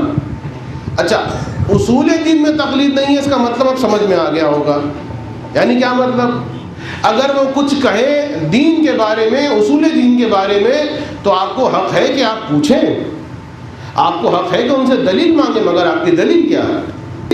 تو ایک بات جو میں کہنا چاہتا ہوں وہ یہ کہ لوگوں نے یہ جو ایک مزاج بنا لیا ہے کہ دیکھیے اصول دین میں تقلید نہیں ہے، تو بھائی آپ خود کہتے ہیں اصول دین کے مسائل ان مسائل سے جن میں تقلید کی جاتی ہے زیادہ بڑے ہیں۔ توحید اور نماز مقابلہ ہے، عدل، نبوت اور حج مقابلہ ہے، امامت، زکوٰۃ مقابلہ ہے، قیامت، معاد اور جہاد یا خمس مقابلہ ہے؟ نہیں مقابلہ۔ تو جب اتنے بڑے بڑے مسائل ہیں تو یاد رکھیے اس میں بھی آپ اگر تحقیق کریں گے تو تحقیق کس سے کریں گے؟ کسی موچی کے ذریعے سے، کسی ڈاکٹر صاحب کے ذریعے سے، یا کسی پروفیسر صاحب کے ذریعے سے؟ یہاں بھی یقیناً آپ تحقیق کریں گے انہی نوشتہ جات سے یا انہی مقالات سے کہ جو ایک عالم دین اور ایک مجتہد اور مرجع لکھ رہا ہے اور کہہ رہا ہے۔ فرق صرف یہ ہوگا کہ یہاں پر آپ پوچھتے جائیں گے وائی، کیوں، کس لیے، اور تقلید میں یہ ہے کہ جو وہ کہتا جائے گا آپ کرتے جائیں گے۔ تو بات جو میں کہہ رہا تھا وہ یہ کہ قدر متیقن جو چیز ہے، جس جہالت کو ہم نے دور کرنا، وہ وہی چیز ہے کہ جس کی خاطر آقا حسین نے قیام کیا، نہی عن المنکر اور امر بالمعروف۔ یہی فرمایا نا مولا نے۔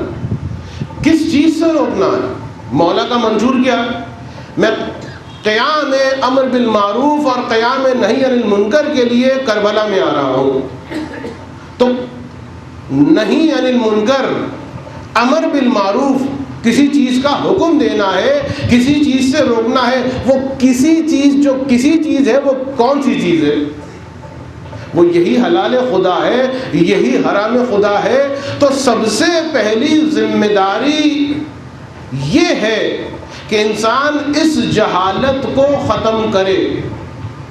سب سے پہلے کسی کے بارے میں کچھ کہنے سے پہلے کسی کی عبادت کے بارے میں، کسی کی نماز کے بارے میں، کسی کی عزاداری کے بارے میں، کسی کے کاروبار کے بارے میں، کسی کے کسی بھی ایکشن کے بارے میں کچھ کہنے سے پہلے یہ ضرور سوچ لیجئے گا کہ جو وہ کر رہا ہے اور جس پر میں اعتراض کر رہا ہوں، کیا میں حق پر ہوں بھی یا نہیں؟ کیا مجھے معلوم ہے کہ جو وہ کر رہا ہے حرام ہے؟ یا وہ آدمی جو کسی چیز کو اڈاپٹ کر رہا ہے صرف اس لیے کہ مجھے اچھی لگ رہی ہے لہٰذا میں کروں گا؟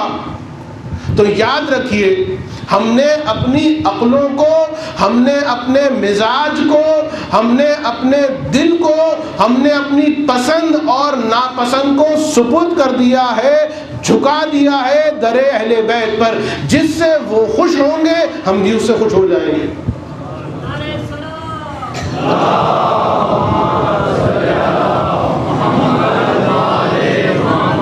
مومنین سے میری اب یہ آخری دفعہ گزارش ہے، اس کے بعد تو پھر آپ سے خدا حافظی ہے کہ ذرا آگے تشریف لے آئیے۔ خوشنودی امام زمانہ بلندتر صلوات۔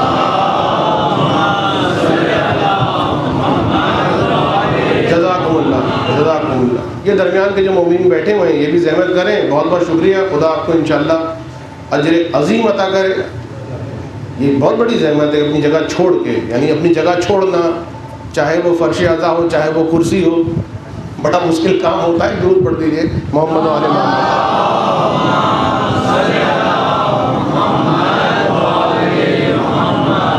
تو اہم ترین چیز جو ہمیں سمجھنی ہے کہ جو منشور اہل بیت ہے، جو مولا کا پیغام ہے، میرا سب سے بڑا دشمن یہ جہالت ہے، اس جہالت کو ختم کرو۔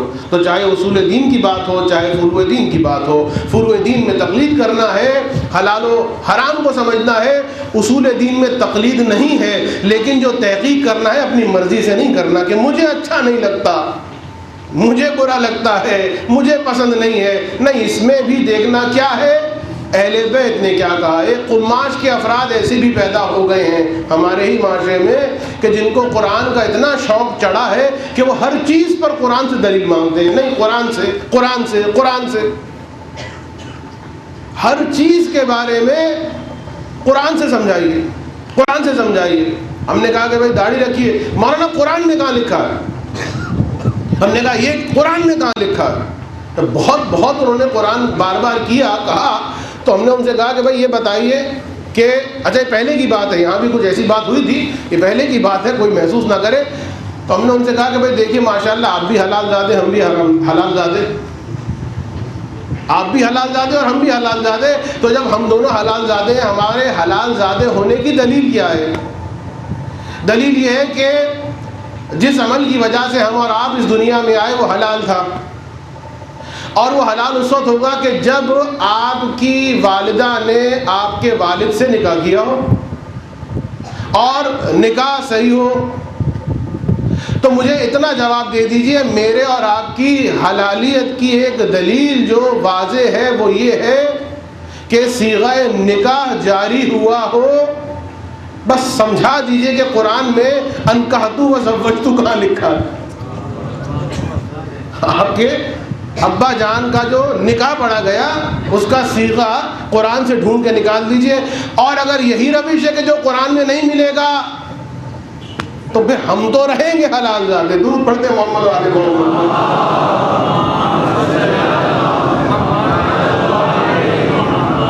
بتا اور بھی بہت سارے معیار ہیں مومنین کے پاس حلال زادے اور حرام زادے کو سمجھنے کے لیے، اور وہ بہرحال اب ایک میں بات کہہ دوں احتیاط سے، بعض لوگ جو کہتے ہیں کہ مثلا یا علی مدد ہم کسی سے ملتے ہیں تو کہتے ہیں تو ہم چیک کرتے ہیں، یہ بھی ایک بےہودگی کی بات ہے۔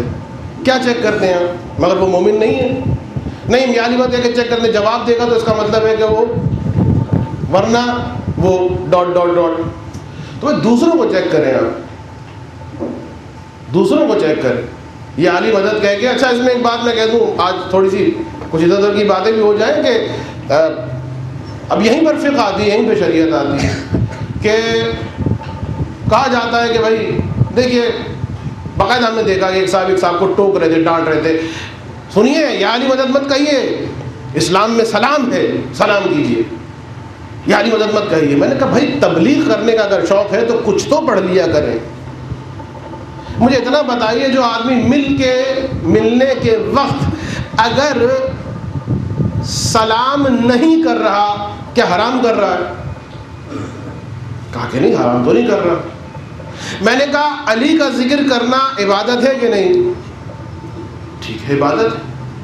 تو ایک عبادت کا عمل انجام دے رہا ہے, وہ کہہ رہا ہے یا علی مدد, وہ کہہ رہا ہے مولا علی مدد. آپ کو یا علی مدد سلام کی جگہ کہنا تو برا لگ رہا ہے, لیکن کل جو آپ نے اپنے آفس کی سیکریٹری کو ہائے کہا تھا, آپ پریشان ہو, آپ کی بات نہیں کر رہا ہوں. جب ہائے اور بائے ہوتا ہے نہ آپ کو سلام یاد آتا ہے نہ اسلام یاد آتا ہے. جہاں علی کا نام آ جائے وہاں پر اسلام بھی یاد آتا ہے, وہاں پہ سلام بھی یاد آ جاتا ہے.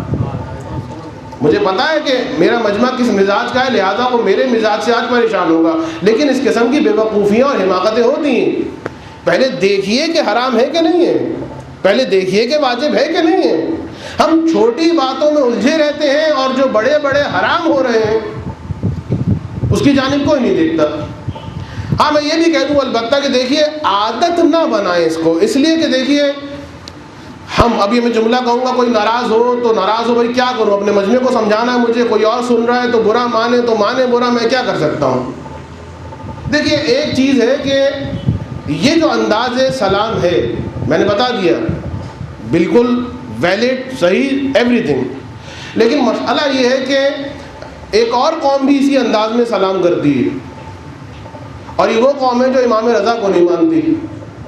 میں اور کیا بتاؤں, امام رضا کو نہیں مانتی, بلکہ اب میں ثابت تو نہیں ہوا میرے نزدیک, لیکن سنا ہے کہ بغض بھی رکھتے ہیں امام رضا سے. تو ان کا انداز یہ ہے کہ وہ کہتا ہے یا علی مدد, وہ کہتا ہے مولا علی مدد.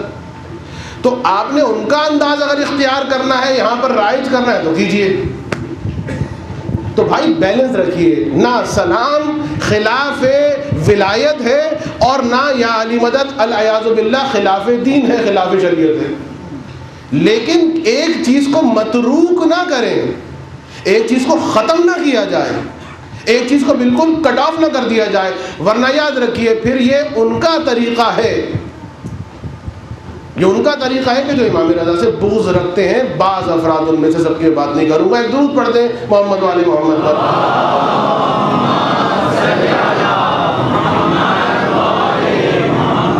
تو جو مبلغین ہیں ان سے بھی گزارش نہیں, ان سے کوئی گزارش نہیں ہے, ورنہ بہت ساری گزارشات کل تک مجھے پاس پہنچ جائیں گی, کہ انسان پہلے سمجھے کہ حلال کیا ہے, سمجھے کہ حرام کیا ہے, اور پھر اگر کہیں معاشرے میں غلطی ہو رہی ہے تو دیکھے کہ سب سے پہلے اس فیکٹر کو دیکھے کہ واقعاً وہ اتنی بڑی غلطی ہو رہی ہے کہ اس کے بارے میں بحث کی جائے, جنگ و جدل کیا جائے. مثال میں دیتا ہوں آپ کو, جناب قاسم کی شادی کے اعتبار سے بہت ساری باتیں ہوتی رہیں. بعض علماء اس طرف گئے ہیں میرے پاس موجود کہ جو کہتے ہیں, البتہ بہت کم, شاید ایک یا دو, کہ جنہوں نے فرمایا کہ جناب قاسم کی شادی ہوئی ہے, نکاح ہوا, اس کی علت انہوں نے بیان کی. ایک کلچر کے اعتبار سے وہ علت اب اس میں جانا نہیں چاہتا. اور بعض علماء فرماتے ہیں جن کی تعداد زیادہ ہے, کہتے ہیں کہ نہیں ایسا نہیں ہوا تھا. لیکن جناب قاسم کی شادی ہوئی یا نہیں ہوئی, اس پر جھگڑا کاہے کو کیا جا رہا. آپ یہ دیکھیے کہ یہ جو مہدی ہے جناب قاسم اٹھا رہے ہیں, آیا قاسم کو اور اس کی سیرت کو اختیار کر رہے یا نہیں کر رہے؟ اصل چیز پیغام قاسم ہے. اور اسی طریقے سے مثلا ایک اشتباہ ہوتا ہے جو بعض اوقات اب جو ایک سلسلہ چلا ہے کہ بعض وہ نئے نئے ذاکر, وہ نئی نئی ذاکرائیں کہ جو کتابیں خرید کر اور اس کے بعد ترجمے پڑھ کے پھر وہ ممبر پہ بھی آ جاتے ہیں اور آ جاتی ہیں. تو اب ایک شوق یہ بھی ہوتا ہے کہ تھوڑا ایک ہوتا ہے نا بچوں کے نام ذرا یونیک رکھے جائیں, تو بعض اوقات ممبر سے بھی یونیک باتیں کرنے کا دل جاتا ہے کہ بھائی دیکھو وہ جو جناب سکینہ نہیں تھی, وہ اصل میں جناب رقیہ تھیں. تو یہ غلط ہے, یہ مت کہیے, آپ سکینہ مت کہیے, رقیہ کہیے. یہ سنا میں نے, اور پھر لوگوں نے آگے پوچھا مولانا ایسی کیا بات ہو گئی, یہ تو اس کا مطلب ہے ہم جو غلط جو مصائب پڑھتے ہیں, جو ماتم کرتے ہیں, وہ غلط ہے سب کچھ, ہم تو جناب سکینہ کا نام لیتے رہتے ہیں. اور تو عزیزوں بات یہی ہے کہ اس قسم کے ایشوز میں آپ یہ دیکھیے کہ کوئی قیامت تو نہیں آ رہی, کوئی آپ کا دین تو خراب نہیں ہو رہا, کوئی آپ کا ایمان تو خراب نہیں ہو رہا.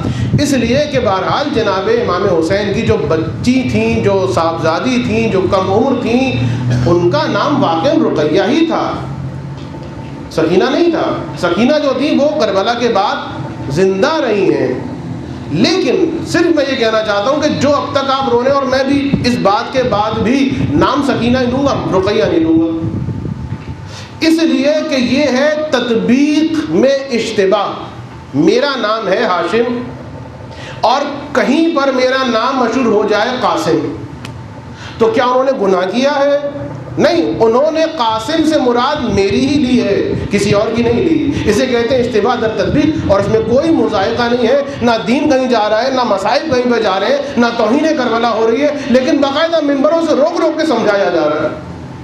تو ایسے ایشوز کو، ایسی باتوں کو کہ جن کی کوئی اتنی اہمیت نہیں ہے، ہم کیوں ایک جسے کہتے ہیں نان ایشوز کو ایشوز بنائیں؟ تو یہ سب کیوں ہوتے ہیں؟ بات یہ سب اس لیے ہوتے ہیں کہ ایک جملہ جو میں نے پڑھا تھا کہ چوتھے امام نے فرمایا تھا کہ جب بھی کوئی عمل کرنے لگو، جب بھی کوئی کام کرنے لگو، کسی عمل میں قدم رکھنے لگو، کسی کام میں ہاتھ ڈالنے لگو، امام نے کیا فرمایا تھا؟ اگر آپ کو یاد ہو، انشاءاللہ کہ یاد ہوگا، کہ چیک کر لو، دیکھ لو، ٹھہر کے سوچ لو، غور کر لو کہ یہ جو کر رہا ہوں کیا اطاعت خدا میں ہے یا معصیت پروردگار میں۔ یہ ہماری زندگی کا اگر شیوا بن جائے، بہت ساری پرابلم ختم ہو جائیں۔ امر بالمعروف اور نہی عن المنکر کا شوق بہت ہے، بہت شوق ہے، لیکن اگر ان سے پوچھا جائے کہ بھائی کیا شرائط ہیں، یقین مانیے بہت سو کو شرائط نہیں پتا۔ تو ایک بڑی پرابلم یہ ہے کہ جہالت، اور اہل بیت میں چاہے وہ چوتھے امام ہو، چاہے وہ پانچویں امام ہو، اور خاص طور پر چھٹے امام کے جن کا تذکرہ انشاءاللہ توفیق حیات کے ساتھ آپ کی خدمت میں بیان کروں گا اگر موقع ملا، کہ ہدف، ایک اہم ترین ہدف ہر حالات میں نشر و اشاعت علم۔ وہی جملہ جو میرے مولا مظلوم کربلا نے فرمایا تھا کہ یتیمان آل محمد کی جو کوئی شخص کفایت کرتا ہے، یعنی ہماری غیبت میں، ہمارے قائم کی غیبت میں ان کو دین کی جانب ہدایت کرتا ہے، اور پھر ابھی کہنے کی ضرورت نہیں امام حسین کو کہ ہدایت صحیح کرتا ہے، بھائی ہدایت ہے تو صحیح ہوگی، ٹھیک ہے نا؟ تو جو ہدایت کرتا ہے، ایک ایک حرف پر امام فرماتے ہیں کہ ایک محل بنایا جائے گا جنت کے اندر۔ یہ میں نے روایت پڑھ چکا ہوں، یہ میں روایت بیان کر چکا ہوں۔ یتیمان آل محمد کی اس طرح سے کفالت کرنے والا شخص، اس آدمی کے مقابلے میں اس کا درجہ اتنا ہے کہ جتنا درجہ اور بزرگی اور فضیلت سورج کی ستاروں پر ہے۔ تو یہ انتہائی اہم چیز ہے کہ انسان چیک کر لے، بولنے سے پہلے، کچھ ایڈاپٹ کرنے سے پہلے، کسی چیز کو نماز میں داخل کرنا چاہتا ہے، کسی چیز کو نماز سے نکالنا چاہتا ہے، کسی چیز کو زندگی میں، ساری اسپیکٹس کے اندر ایک مرتبہ زحمت کر کے معلوم کر لے کہ یہ چیز جو ہے صحیح ہے، اتھینٹک ہے، اوکے ہے، امضا شدہ ہے اہل بیت کے درس یا نہیں، اور اسی معلوم کرنے کا نام ہے ہمارے اور آپ کے مقام پر تقلید، اور مجتہد اور مراجع کے نام پر اجتہاد۔ درود پڑھ دیں محمد علیہ محمد۔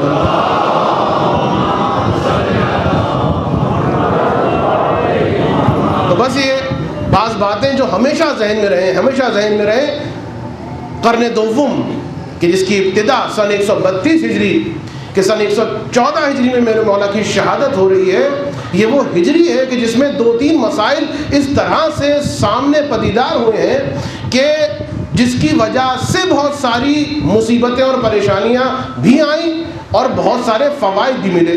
مثلا اسی قرن میں، انہی زمانوں میں ہم دیکھتے ہیں کہ فتوحات ہوئی ہیں، اور فتوحات اس انداز میں ہوئی ہیں کہ ہندوستان کا ایریا جو ہے وہ مملکت اسلامیہ میں، عالم اسلام میں داخل ہو رہا ہے، اور ماوراء النہر کا علاقہ جس میں آذربائیجان اور اس طرف کے جتنے علاقے ہیں وہ اسلام کے تمدن کے اندر داخل ہو رہے ہیں، اور اس جانب آپ چلے جائیں تو اندلس کا علاقہ ہے، اسکندریہ کا علاقہ ہے، یہ سارے علاقے جو ہیں اسلام کے اندر داخل ہو رہے ہیں۔ نئی نئی فرہنگیں، نئے نئے کلچر، نئے نئے عقائد اسلام کی سرحدوں میں داخل ہو رہے ہیں، اور فتوحات کی اس شدت کی وجہ سے جب یہ نئے نئے لباس، نئی نئی فرہنگیں، نئی نئی زبانیں آئیں اسلام کے اندر، تو ایک بڑا پرابلم یہی پیدا ہو گیا تھا. دیکھیے توجہ کیجیے گا، جب یہ نئی نئی فرہنگیں کہ جن کے کھانے کا انداز مختلف ہے، جن کے لباس کا انداز مختلف ہے، جن کی زبان مختلف ہے،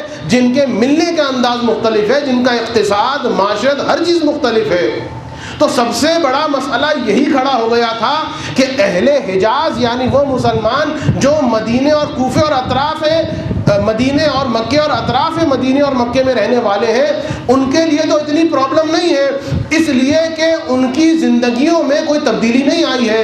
جو کلچر ہے ویسا ہی چل رہا ہے جو رسول خدا چھوڑ کے گئے تھے، ویسا ہی لباس ہے، ویسی ہی غذا ہے، ویسے ہی گھر ہے، ویسی ہی زبان ہے، ویسی ہی معاشرت ہے. تو اب کوئی نئی پرابلم حجاز کے علاقے میں یا اطراف کوفے میں پیدا نہیں ہو رہی ہے، لوگ اڈاپٹ کرتے جا رہے ہیں اور ان کے لیے کوئی مسئلہ نہیں ہو رہا. لیکن جب ادھر سے ماوراء نہر کہیں سے آذربائیجان آ رہا ہے، کہیں سے روم کا فلسفہ آ رہا ہے، کہیں سے اسکندریہ آ رہا ہے اور کہیں سے ہندوستان کی وہ ساری تہذیبیں آ رہی ہیں، یہ وہ چیزیں ہیں، یہ وہ غذائیں ہیں، یہ وہ لباس ہے کہ نہ حدیث میں اس کا کوئی ذکر ہے، نہ قرآن میں اس کا کوئی ذکر ہے. تو اب یہاں پر ایک انتہائی تاریخی باریک نقطہ یہ ہے کہ ہم دیکھتے ہیں کہ جب قرآن میں، حدیث میں ان نئی باتوں کا حل نہ ملا تو امام اعظم ابو حنیفہ کھڑے ہو کے کہتے ہیں کہ اب جو میری سمجھ میں آئے گا میں تو وہ کروں گا. لہٰذا ہم دیکھتے ہیں کہ کوفہ، لہٰذا ہم دیکھتے ہیں کہ خراسان، لہٰذا ہم دیکھتے ہیں کہ اس طرف کے جتنے علاقے وہ ہیں کہ جو بنی عباس کا مرکز بنے ہیں اور انہوں نے اپنا لیڈر بنایا ہے امام اعظم ابو حنیفہ کو. اور امام اعظم ابو حنیفہ مجبور ہے قیاس کرنے پر، اس لیے کہ جو مسائل آ رہے ہیں، نہ رسول کا لباس ویسا، نہ رسول کی غذا ویسی، نہ رسول کا معاشرت ویسا. تو اب کیا کیا جائے؟ اب یہ کیا جائے کہ جو ہماری عقل میں آ جائے، جو ہمارے ذہن میں آ جائے، جو ہماری کبھی قیاس کا نام دیا گیا، کبھی استحسان کا نام دیا گیا، اگرچہ حضرت امام ابو حنیفہ سے پہلے قیاس بھی تھا، استحسان بھی تھا. کسی نے لوگوں کو رمضان میں قرآن پڑھتے دیکھا الگ الگ نماز میں تو کہا کہ بھائی جماعت سے پڑھ لیجئے. تو ساری کتابوں میں لکھا ہے، لوگوں نے کہا کہ قبلہ یہ جو آپ کہہ رہے ہیں جماعت سے پڑھ لیجئے، یہ رسول کے زمانے میں تو نہیں تھا. تو انہوں نے یہی جواب دیا ہمیں اچھا لگتا ہے. تو استحسان تھا، قیاس بھی تھا، وہ تفصیل اپنے مقام پر. لیکن اسی زمانے کے تبدلات اور تغیرات کو دیکھتے ہوئے رسول خدا فرما گئے تھے انی تارک فیکم الثقلین کتاب اللہ و عطرتی ما ان تمسکتم بہما. میں فقط سنت چھوڑ کے نہیں جا رہا ہوں. اب سمجھے آپ کہ عطرت کیوں کہا؟ اس لیے کہ میں ایسی شخصیات کو چھوڑ کے جا رہا ہوں جن کا خون میرا خون ہے، جن کا گوشت میرا گوشت ہے، جن کی ہڈیاں میری ہڈیاں ہیں، جن کی سلو میری سلو ہے، جن کی دشمنی میری دشمنی ہے. جو یہ کرے یہ سمجھ لینا وہ نہیں کر رہے، تمہارا رسول کر رہا ہے.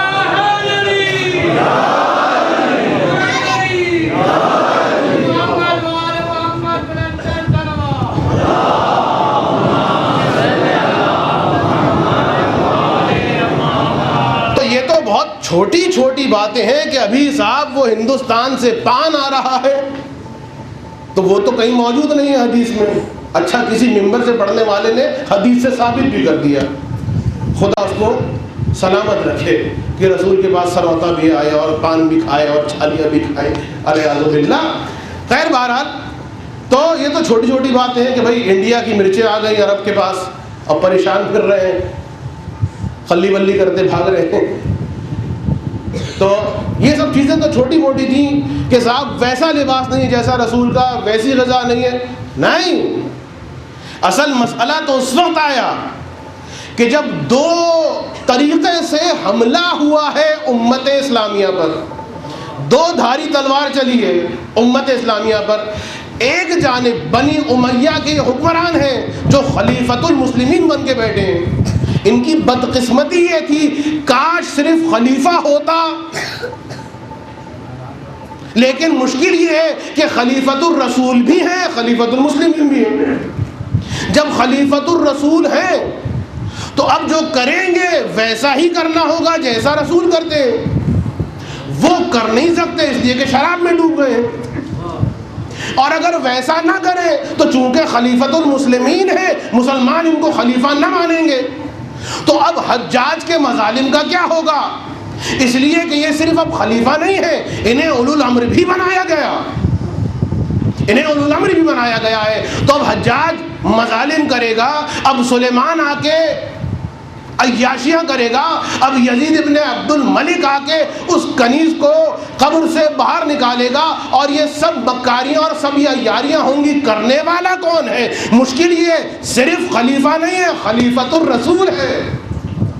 جب خلیفۃ الرسول ہے تو اب رسول کے مطابق تو کوئی عمل نہیں ہے، کوئی بات نہیں. تو اب یہاں پر پہلی تلوار چلی عالم اسلام کے افکار کے خلاف کہ ان کی توجیحات کی جائیں. یہ اللہ کا سایہ ہے، بس جو یہ کرے جائز.